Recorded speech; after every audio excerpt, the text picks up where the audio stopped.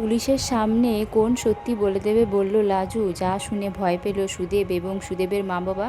হ্যাঁ বন্ধুরা, এমনটাই দেখতে পাবেন আপনারা আজকের পর্বে। তো সুদেবকে এবং রাজুকে সকলকে পুলিশ ডাকার পরে অফিসার লাজুকে জিজ্ঞাসা করে যে উনি আপনার স্বামী তো? তখন লাজু সুদেবের দিকে তাকিয়ে বলে হ্যাঁ। আর এটা শুনে সুদেব তো খুশি হয়। তারপরে লাজুকে জিজ্ঞাসা করে আপনি মিস্টার চ্যাটার্জির বাড়িতে থাকেন বলে উনি দাবি করছেন। তখন লাজু বলে মিথ্যে কথা বলছেন, আমি হোস্টেলে থাকি, আমি ওনাদের বাড়ি থাকি না। তখন অফিসার বলে আপনি হোস্টেলে থাকেন? তখন বলে হ্যাঁ। তখন অনুভব বলে আপনি কি জানেন যে লাজু ডাক্তারি পড়ে? তখন অফিসার বলে বাহ, আপনি ডাক্তারি পড়েন? কই, আমি তো এটা জানতাম না।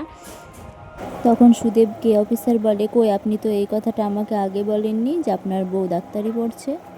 তারপরে অফিসার জিজ্ঞাসা করে যে আপনি আগে ওনাদের বাড়ি থাকতেন আর এখন থাকেন না, তাই তো?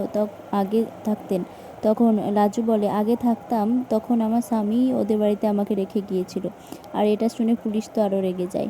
আর সুদেবের মায়ের মুখ এবং সুদেবের বাবার মুখ কালো হয়ে যায়। কারণ তারা তো এইসবের জন্য প্রস্তুত ছিল না, তারা তো অন্য কিছুর জন্য প্রস্তুত ছিল, কিন্তু চাল তো উল্টে গেল। অফিসার উল্টে তাদেরকেই বকা দিলেন। লাজু বলতে থাকে যে আমাকে আমার স্বামী ওদের বাড়িতে রেখে গিয়েছিল, এতে আমার কি দোষ বলুন? তারপরে অফিসার বলে আপনিই ওনার বাড়িতে রেখে এসেছিলেন? তখন সুদেব বলে হ্যাঁ রেখে এসেছিলাম, কিন্তু এখন আর রাখতে চাই না, এখন আমি আমার বাড়িতে ওকে নিয়ে যেতে চাই। লাজু বলে যে না, আমি আর ওই বাড়িতে ফিরবো না, আমি এখন হোস্টেল পেয়ে গেছি, আর ওই বাড়িতে না ফেরার আসল কারণ কি আমি বলবো।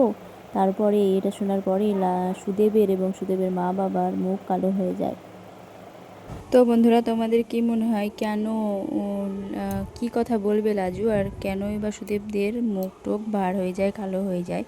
লাজু কোন কথা বলবে বলে তোমাদের মনে হয়? কি কারণে লাজু বাড়ি ছেড়ে চলে এসেছে আর ওই বাড়িতে ফিরবে না?